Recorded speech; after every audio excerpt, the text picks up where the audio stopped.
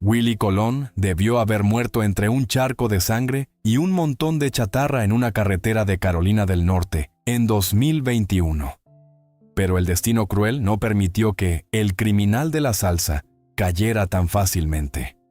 En lugar de un final rápido, fue obligado a quedarse en este mundo por 5 largos años más, solo para experimentar plenamente el extremo de una enfermedad devastadora, disputas imperdonables y una traición desgarradora. Detrás de las puertas cerradas de los obituarios llenos de lágrimas de hoy, ¿cuál es la verdad enterrada?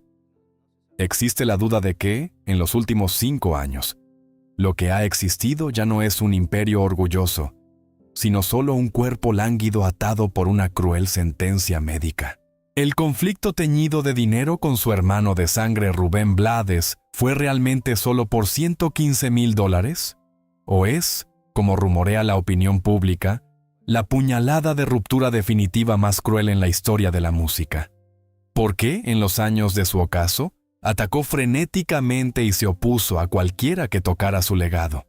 Y pocos saben, ¿por qué aquel que alguna vez usó el trombón para rugir en la cara del mundo, finalmente eligió una despedida silenciosa, melancólica y escalofriantemente solitaria?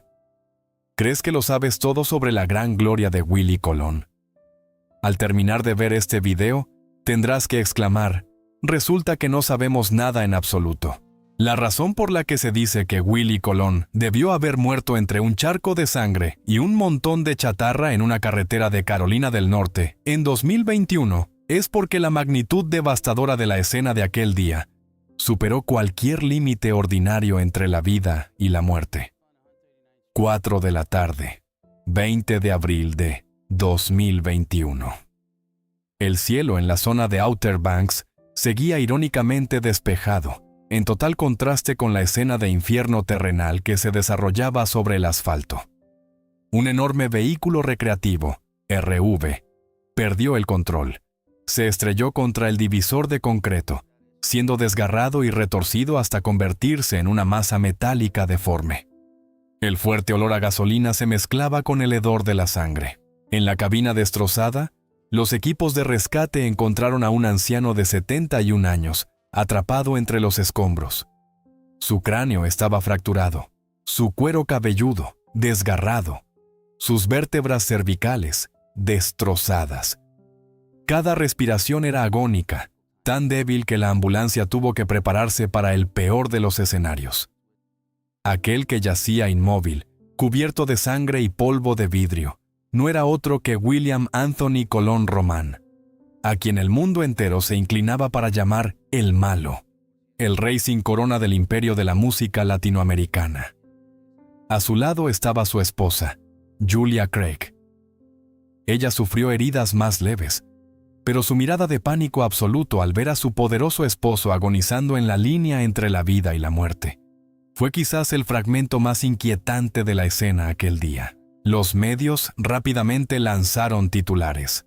La policía cerró el caso con la conclusión: un terrible accidente de tráfico debido a una pérdida de control.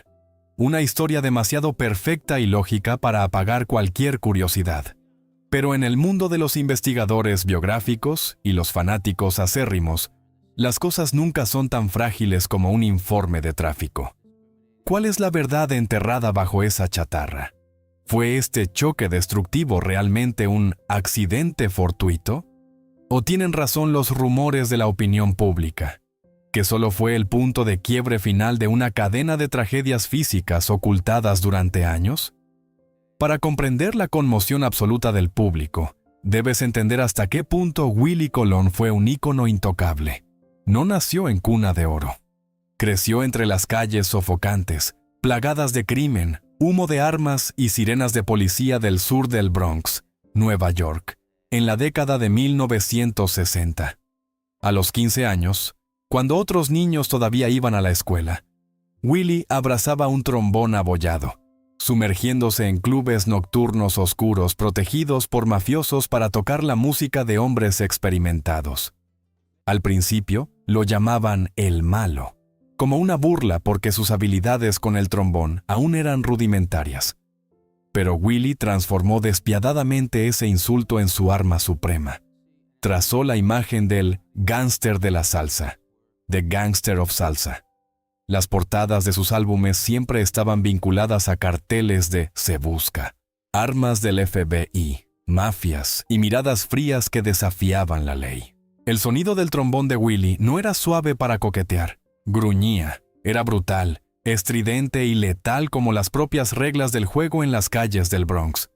El público estaba demasiado acostumbrado a un Willie invencible, un chico malo, arrogante que pisoteaba todas las barreras.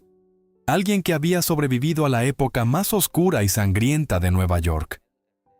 Por lo tanto, cuando ocurrió la tragedia en 2021, la gente no podía aceptar que un dios de las calles pudiera ser derribado de manera tan fácil y patética por un volante. El destino le dejó un último aliento, no para que disfrutara de su vejez, sino para obligarlo a cumplir una condena de tormento que duraría los siguientes 5 años. Fue entonces cuando los puntos ciegos comenzaron a revelarse.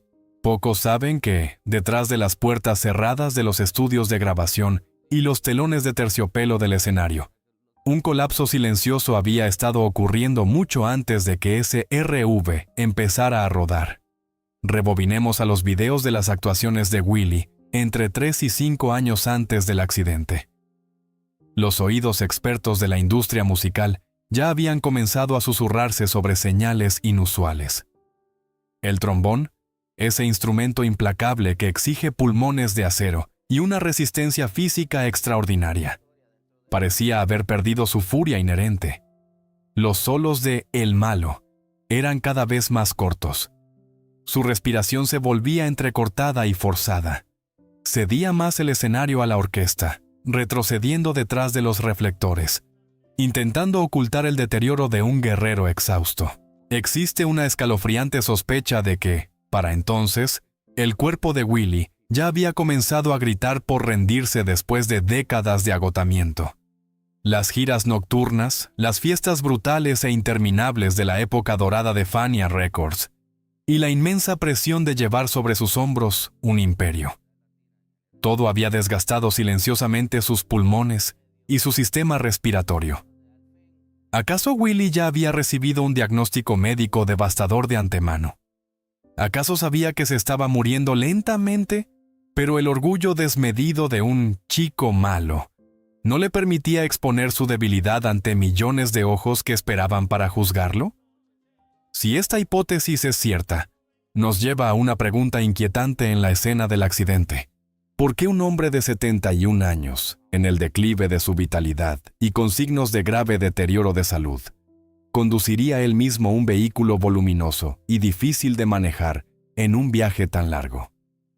El momento en que el vehículo perdió el control y se estrelló contra el divisor, ¿fue por un bache en el camino o por un repentino colapso físico? ¿Un fugaz momento de pérdida de conciencia del propio conductor que se había quedado sin aliento? Julia Craig, su devota esposa sentada en el asiento del copiloto ese día, ¿qué presenció exactamente en esos breves segundos antes de que la oscuridad y la sangre lo cubrieran todo? Durante los últimos 5 años, hasta el día en que Willie falleció en febrero de 2026, ella nunca dijo ni una palabra sobre el verdadero estado de su esposo antes de que ocurriera el choque. El silencio absoluto de Julia solo avivó las llamas de la duda. ¿Acaso está guardando un secreto médico, protegiendo la última gota de orgullo de una leyenda que no quería admitir que estaba incapacitada? El accidente de 2021 no le quitó la vida a Willie Colón en ese instante, pero cruelmente lo despojó de algo aún más importante que la vida misma: el derecho a mantenerse erguido y el derecho a llevarse el trombón a los labios. Lo aprisionó en una jaula de hierro de agonía, convirtiendo los últimos 5 años de su vida en una condena de muerte prolongada y llena de lágrimas. Cuando los comunicados de prensa recientes confirmaron su partida para siempre, muchos se estremecieron al darse cuenta de que su alma, en realidad, había exhalado su último aliento en aquella autopista hace años. Sin embargo, el cráneo fracturado o la columna destrozada quizás no fueron el final de la tragedia, porque, ¿Cómo puede compararse el dolor físico con la putrefacción desde dentro del alma? Justo cuando Willie yacía agonizante, luchando desesperadamente por cada respiración en 2021, y durante los largos 5 años de batalla contra la enfermedad después, el mundo exterior le arrojó un balde de agua helada hasta los huesos. Fue un silencio aterrador y una frialdad cruel de parte de aquellos que alguna vez lo llamaron hermano de vida o muerte. Y en el centro de esa frialdad, el nombre con el que quizás Willie se llevó el resentimiento hasta la tumba, no es otro que Rubén Blades. Para entender la raíz de la cruel soledad que asfixió a Willie Colón en sus últimos años de vida, no podemos empezar desde una cama de hospital. Debemos reabrir el expediente de una de las hermandades más grandes en la historia de la música latinoamericana, para ver cómo fue cruelmente desgarrada justo en medio de la capital de las luces. Hubo un tiempo en que los nombres de Willie Colón y Rubén Blades eran inseparables. Si Willie era el malo, el gánster rudo que llevaba el aliento brutal de las calles del Bronx, Rubén era el poeta profundo, un intelectual con alma romántica, la combinación entre un trombonista lleno de ferocidad y un cantante rebosante de filosofía humana creó una explosión colosal. Con la obra maestra Siembra, 1978, no solo dominaron las listas de éxitos. A los ojos del público, eran el símbolo de una hermandad inmortal. Compartían cada pedazo de pan, luchando juntos contra las fuerzas ocultas de la industria del entretenimiento. Sin embargo, detrás de esa fachada perfecta, un tumor se estaba pudriendo silenciosamente. Para 2007, una bomba explotó sacudiendo a todos los fanáticos, poniendo oficialmente fin a la era dorada de la salsa. No hubo dulces palabras de gratitud, ni proyectos tributo. En su lugar, Willie Colón presentó una demanda directa contra su hermano de sangre, Rubén Blades, en un tribunal de la ciudad de Nueva York. La causa directa que salió a la luz estaba relacionada con un proyecto de gira de reunión fallido y los problemas financieros que lo rodeaban, destacando una suma de $115,000 que Willie afirmaba le habían sido estafados descaradamente de presentaciones anteriores. La versión oficial de Rubén Blades en ese momento fue una excusa muy a la defensiva de un hombre astuto. Rubén se paró ante los medios, declarando claramente que no había engañado a nadie, que el fracaso del proyecto y el dinero evaporado eran culpa de los promotores, intermediarios anónimos que habían tomado el dinero y huido. Pero Willie no creyó ni una sola palabra de eso. En el Tribunal Federal de Nueva York, el emperador de las calles del Bronx se despojó de toda restricción. Soltó palabras de extrema amargura, insultando públicamente e insinuando que Rubén era un hipócrita, una cobarde tortuga escondida en su caparazón, que solo sabía evadir responsabilidades detrás de palabras elocuentes. La prolongada demanda arrastró a ambos monumentos desde la cima de la fama hasta el lodo del escrutinio, la crítica y la humillación pública.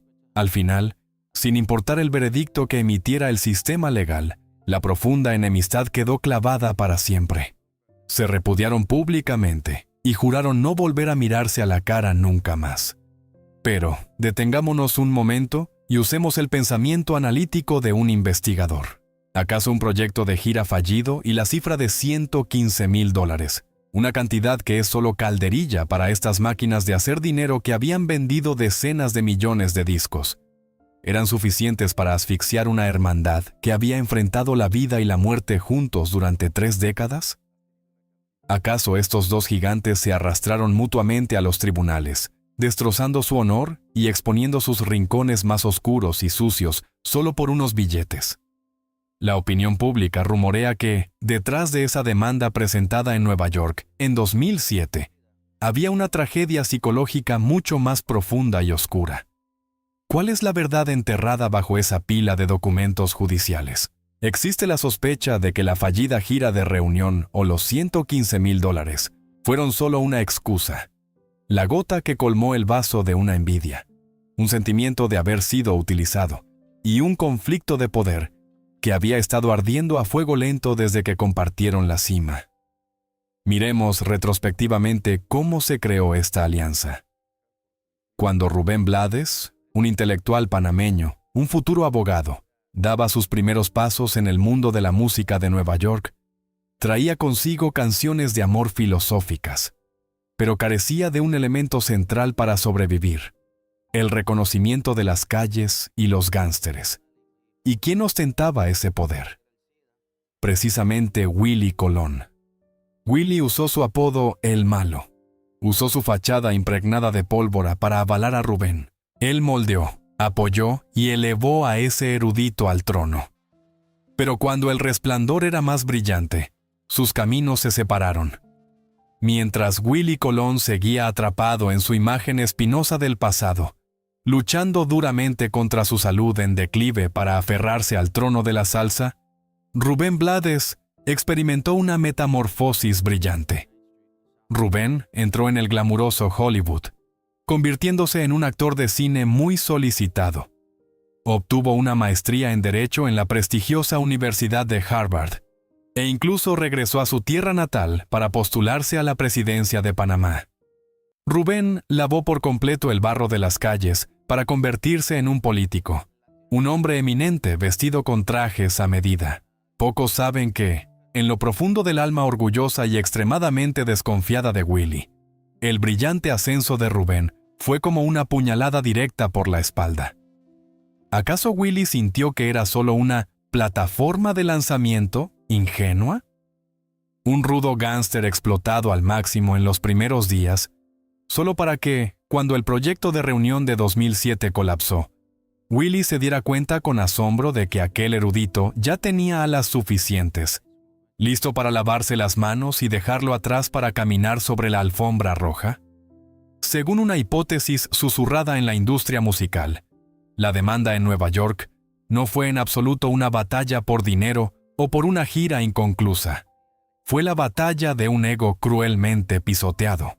Fue el grito resentido de Willie al darse cuenta de que su esfuerzo, su juventud y hasta su propia sangre parecían haber sido robados por su hermano más cercano para construir su plataforma de lanzamiento personal.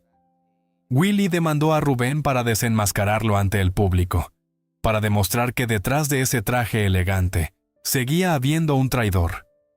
¿Y cuál fue el precio de esa máxima herida? Fue la cruel verdad sobre una relación que era permanentemente irrecuperable, incluso cuando la muerte acechaba. En 2021, cuando el R-Cunto de Willie se hizo añicos en la carretera de Carolina del Norte, el mundo contuvo el aliento. Esta vez, Rubén Blades habló. Publicó un mensaje público en las redes sociales, expresando su conmoción y deseando a Willie y a su esposa una pronta recuperación. El público derramó lágrimas. La opinión pública se apresuró a creer que la frágil línea entre la vida y la muerte había borrado todos los rencores de más de una década, que el milagro del perdón estaba a punto de ocurrir. Pero, ¿qué había detrás de esas perfectas palabras diplomáticas en la pantalla? La historia ha expuesto una verdad escalofriantemente fría.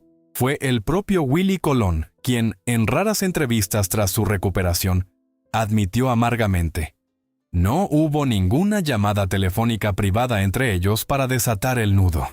Ninguna figura familiar se apresuró a empujar la puerta de la habitación del hospital para visitarlo.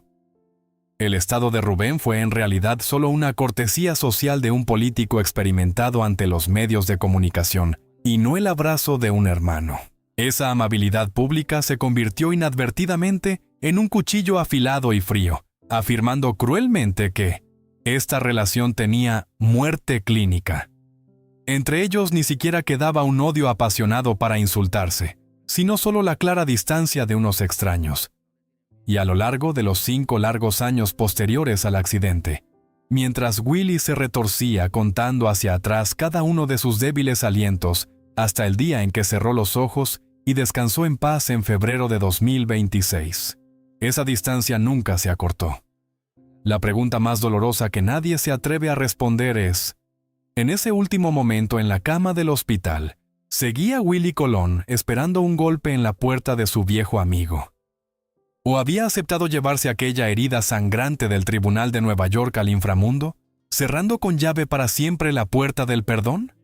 Pero trágicamente, el corte de Rubén Blades no fue el único dolor. La paranoia extrema que había carcomido el resto de la vida de Willie. Originalmente había sido sembrada por otra fuerza oscura del pasado. Una fuerza oculta, hombres elegantemente vestidos con trajes que habían exprimido el sudor y la sangre de toda una generación de artistas latinos para construir un imperio dictatorial. Para que un hombre que alguna vez se golpeó el pecho con orgullo proclamándose rey en las calles del Bronx, se convirtiera en un ser extremadamente paranoico, amargado y siempre a la defensiva, como un erizo hasta su último aliento. Una puñalada de traición de Rubén Blades no era suficiente. La herida fatal que le arrebató a Willie Colón su fe en la humanidad, en realidad, había estado sangrando desde mucho antes. Fue profundizada por una fuerza colosal, invisible pero que asfixió la vida de toda una generación. Esa era Fania Records, el imperio más grande de la música latinoamericana, y también el matadero más cruel. Si miras los glamurosos documentales de la década de 1970, Fania Records parecía el sueño americano perfecto. Estadios gigantescos como el Yankee Stadium, repletos de decenas de miles de personas gritando. Giras explosivas que llegaron hasta Zaire, en África. Discos vendidos por millones. Los artistas bajo el sello de Fania, aclamados como las Fania All Stars, eran venerados como dioses vivientes. Vestían trajes coloridos, usaban gafas de sol en los clubes nocturnos, sostenían cigarros en la mano y bebían las botellas de licor más caras. Pero, detrás de las puertas cerradas de las oficinas con alfombra roja en Manhattan, ¿cuál era la verdad enterrada?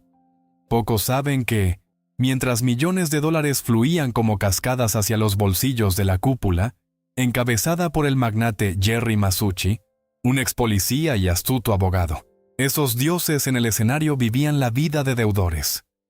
Derechos de publicación, publishing rights, propiedad de las grabaciones maestras, master recordings, regalías justas.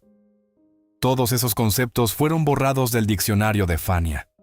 La élite que manipulaba Fania Records en ese entonces les ofreció a los artistas provenientes de los barrios bajos de inmigrantes un contrato con el diablo.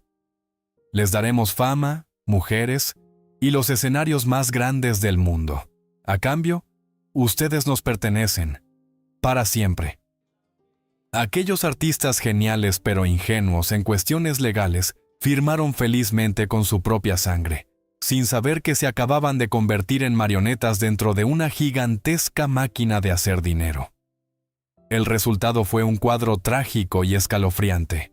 ¿Te has preguntado alguna vez por qué innumerables de las leyendas más brillantes de Fania, quienes crearon la música que cautivó al mundo entero, terminaron sus vidas en la más profunda pobreza, adicción y enfermedad?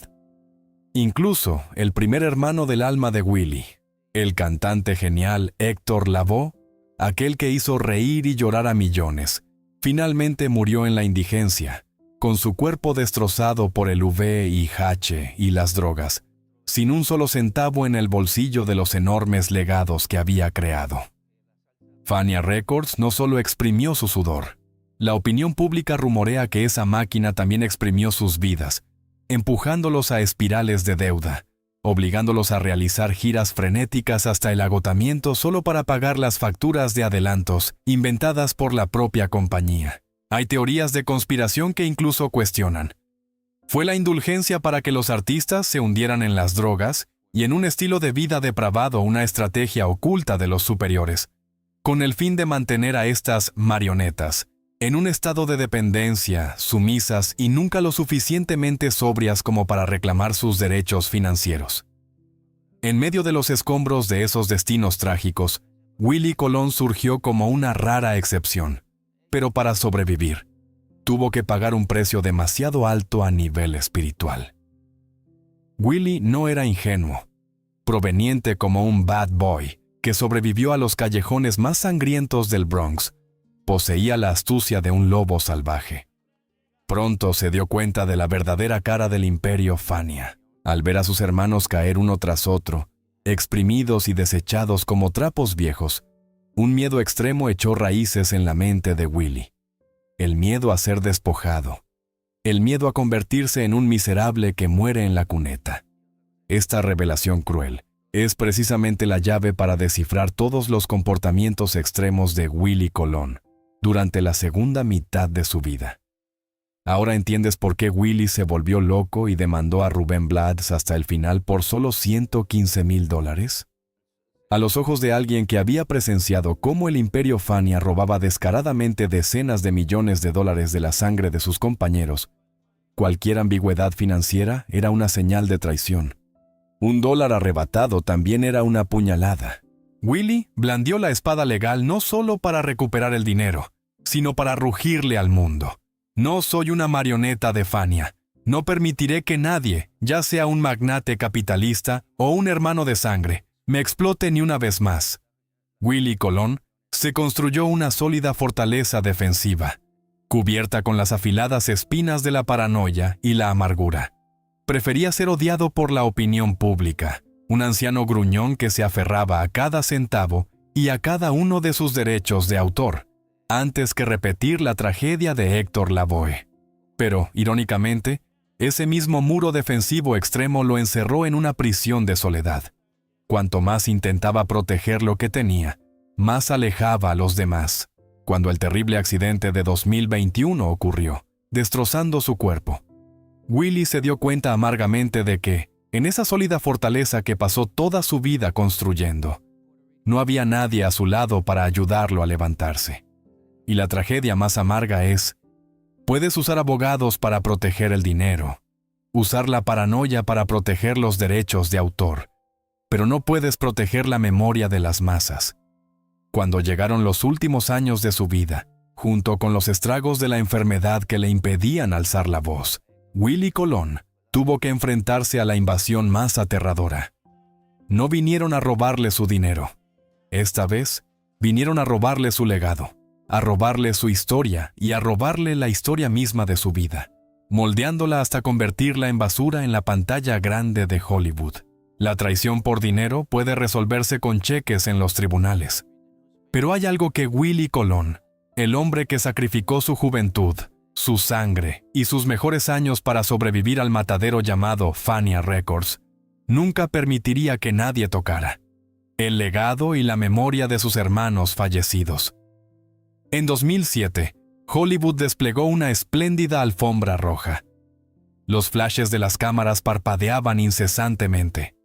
Jennifer López, radiante con un vestido de diseñador costoso, caminó del brazo de Marc Anthony hacia el estreno de la película El Cantante. Esta obra se promocionó como la glamurosa biografía sobre la vida de Héctor Lavoe, la voz más grande de la salsa, el primer hermano del alma que había enfrentado la vida y la muerte, junto a Willie Colón, creando las páginas de historia más brillantes de las calles del Bronx, antes de sucumbir ante la tragedia de las drogas y la enfermedad del siglo. Pero para Willie, esa noche no fue un tributo artístico. Fue un robo organizado, un insulto supremo que se desarrollaba ante los ojos del público. Justo cuando la pantalla se apagó, en lugar de aplausos, estalló la furia del emperador de la salsa. Willie Colón destrozó públicamente la película en todos los medios de comunicación. La llamó una sucia farsa, una descarada distorsión de la historia.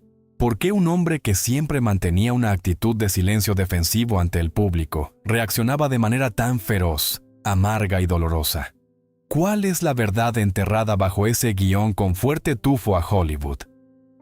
Para entender esta furia, debemos profundizar en una de las relaciones más complejas, inquietantes y trágicas en la historia de la música: la alianza Willie-Héctor.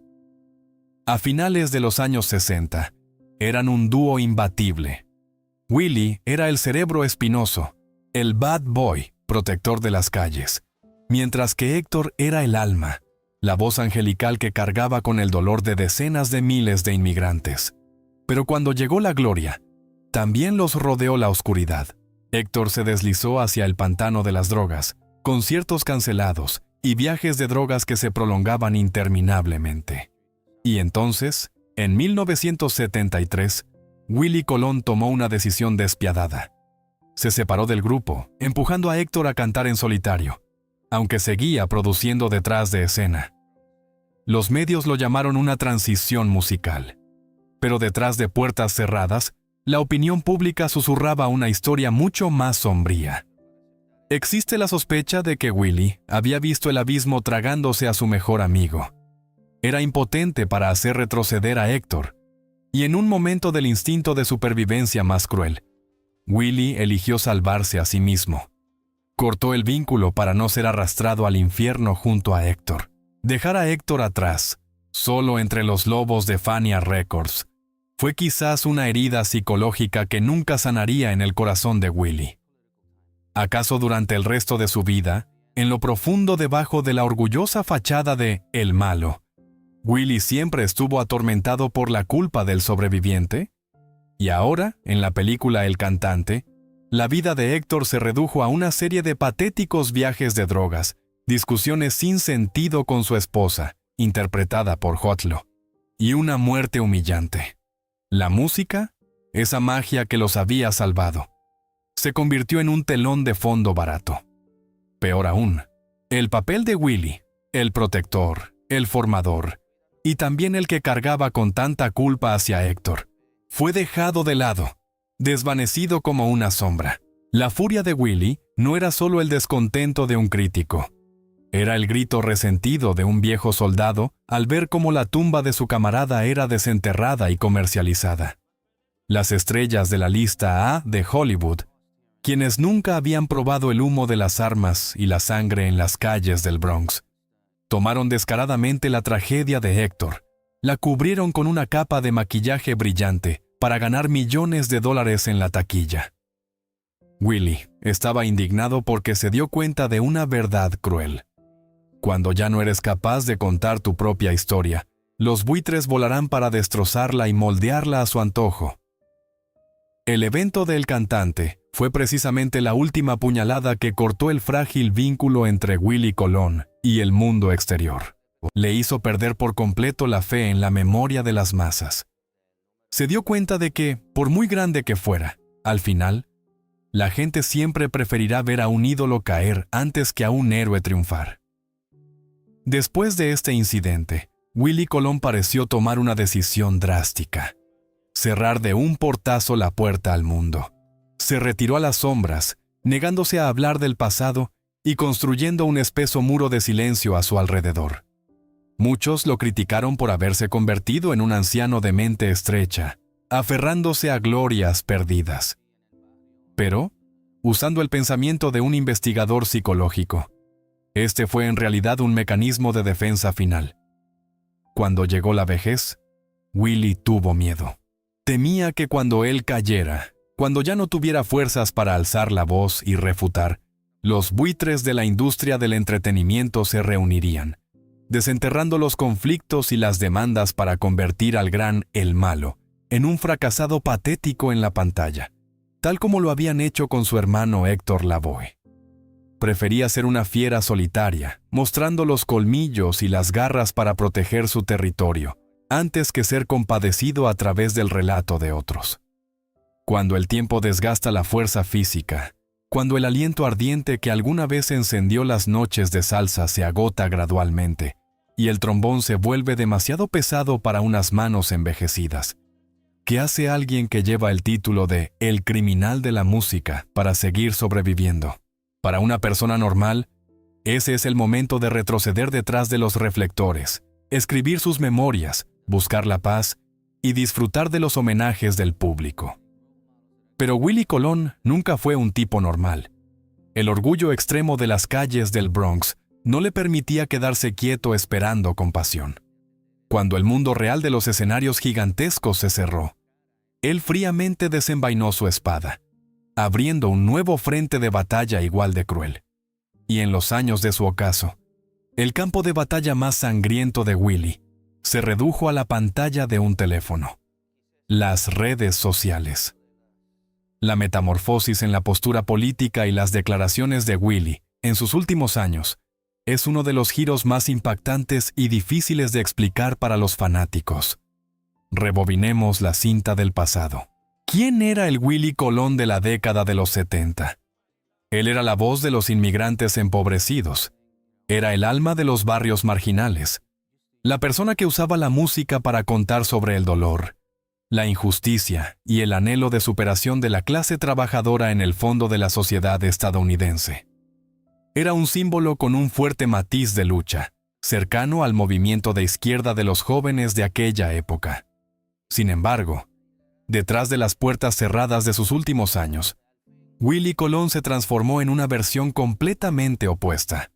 Desde el interior de su silenciosa mansión, convirtió su cuenta de redes sociales, especialmente Twitter/X, en el cañón de una ametralladora, disparando balas frenéticamente a todo. Se convirtió en un comentarista político conservador, extremista y extremadamente mordaz.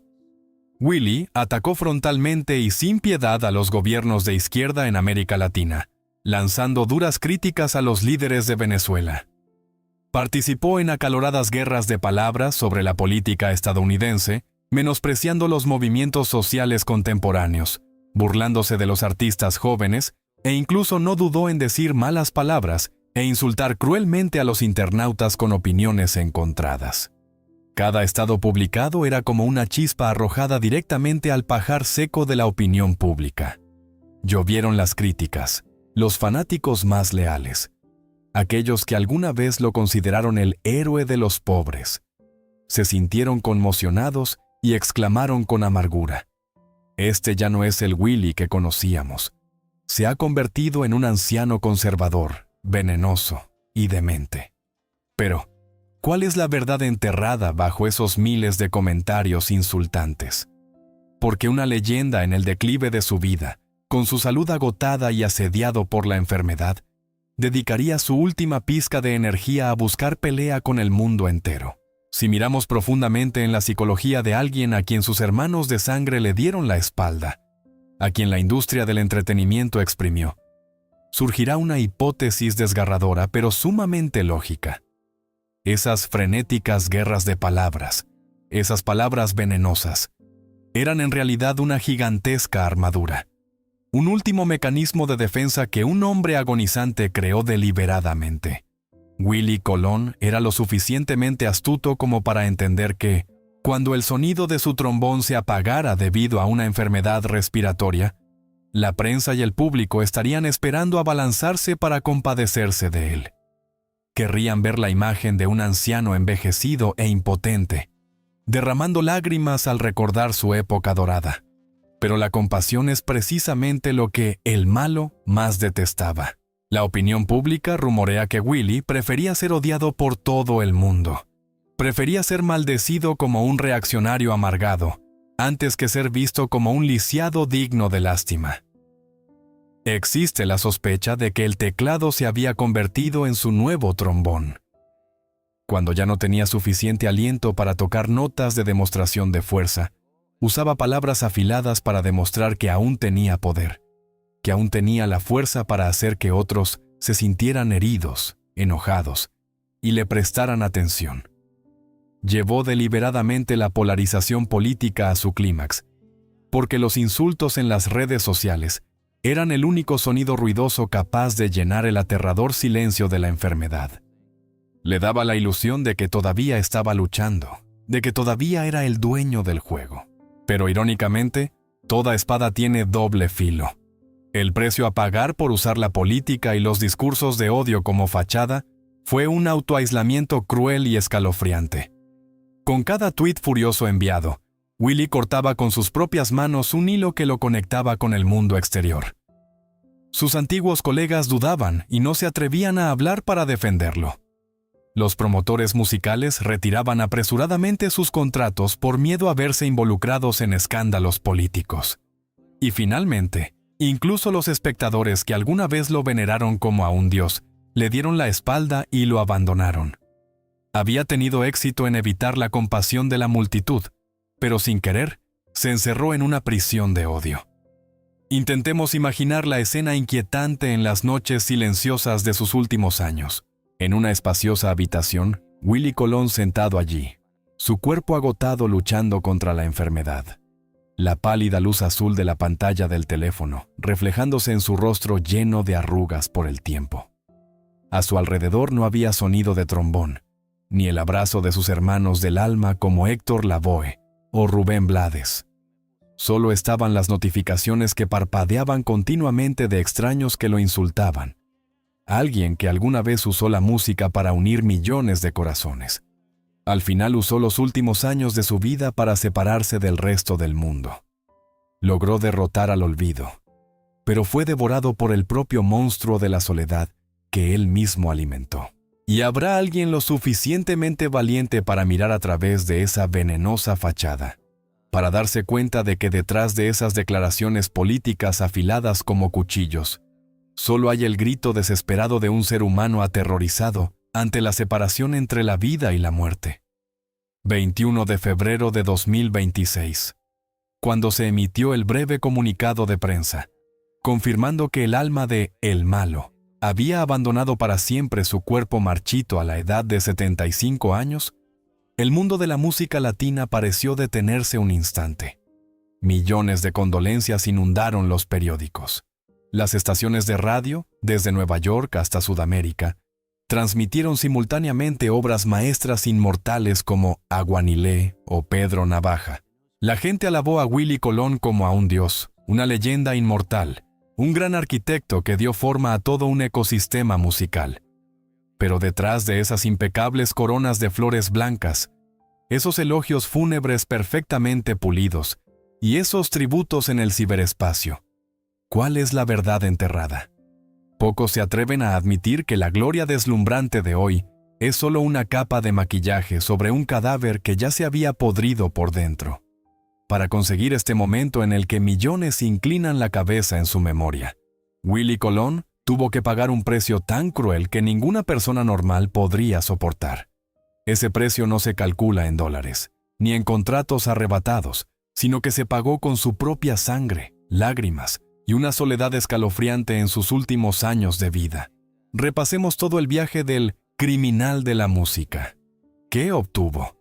Un catálogo musical colosal, innumerables nominaciones al Grammy y una posición exclusiva en la historia. Pero a cambio, la máquina de la fama lo exprimió y lo despojó de lo más esencial de un ser humano. Perdió a su primer hermano del alma, Héctor Lavoe, quien sucumbió en la oscuridad de las drogas y la apatía del imperio Fania. Una muerte que dejó en Willie el complejo de culpa del sobreviviente durante medio siglo. Destruyó con sus propias manos su hermandad de sangre con Rubén Blades, solo por un conflicto de poder, y la miseria de $115,000, convirtiendo a quien alguna vez compartió sus penas y alegrías en un enemigo jurado hasta el momento de cerrar los ojos. Observó impotente cómo la industria cinematográfica de Hollywood robaba y distorsionaba sus propios recuerdos. Y finalmente, perdió también la conexión con el público, encerrándose en la fortaleza del extremismo, usando afiladas declaraciones políticas en las redes sociales para ahuyentar las miradas de compasión. Cuando el telón de terciopelo se cerró para siempre, la gente se dio cuenta con asombro de una amarga paradoja. El hombre que alguna vez usó el trombón para crear el sonido más ruidoso, con la misión de unir a decenas de miles de inmigrantes pobres, finalmente murió en un silencio absoluto. Ese silencio fue la condena final para un hombre orgulloso. Y también nos dejó a nosotros, los que nos quedamos al margen de la historia, preguntas que quizás nunca tendrán respuesta. Detrás de la puerta cerrada de su habitación de hospital en esos sombríos días de febrero de 2026, ¿qué estaba desgarrando realmente la mente de Willie Colón? Existe la sospecha de que, en los momentos finales cuando la línea entre la vida y la muerte se volvió más fina que nunca, el ego de un rudo gángster se derrumbó. ¿Acaso se quedó mirando fijamente el teléfono, esperando un mensaje tardío de Rubén Blades para resolver todos sus rencores? Estaría dispuesto a cambiar toda su inmensa fortuna solo para volver a escuchar la carcajada de Héctor Lavoe en aquel ruinoso estudio de grabación de Nueva York hace tantos años? Nadie lo sabe. porque la despedida de Rubén, de haber existido, fue solo unas palabras diplomáticas en la red y no un cálido apretón de manos junto a su cama de hospital. Y Julia Craig, la mujer que pasó la mitad de su vida caminando junto a la bestia de la salsa, quien probó el sabor de la sangre y el humo a su lado, quien lo vio transformarse de un dios a un paciente marchito. ¿Qué secreto está ocultando?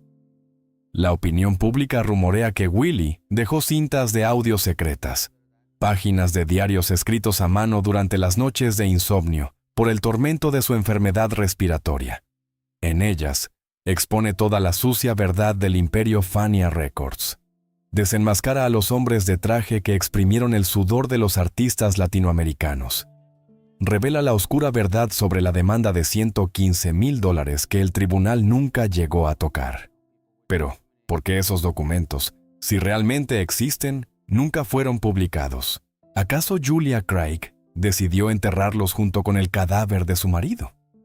¿Acaso comprendió que exponer el pasado solo mancharía aún más un retrato que ya tenía demasiados rasguños, y que el silencio era la única forma de proteger la última gota de orgullo de una leyenda? Un verdadero gángster nunca delata, ni siquiera al enfrentar la muerte. ¿Acaso Willie Colón eligió llevarse todos los rencores y los secretos más oscuros de la industria de la salsa al inframundo, dejándole al mundo una niebla eterna? El mundo tal vez nunca sepa lo que Willie Colón realmente pensó al exhalar su último aliento. Solo podemos ver la imagen de un trombón tirado, acumulando polvo dentro de una vitrina de cristal. Ya no ruge. Ya no está furioso. Su dueño luchó en una batalla desigual contra la enfermedad, la traición y su propio ego paranoico. Willie Colón no murió en las calles del Bronx, como en las canciones que alguna vez escribió.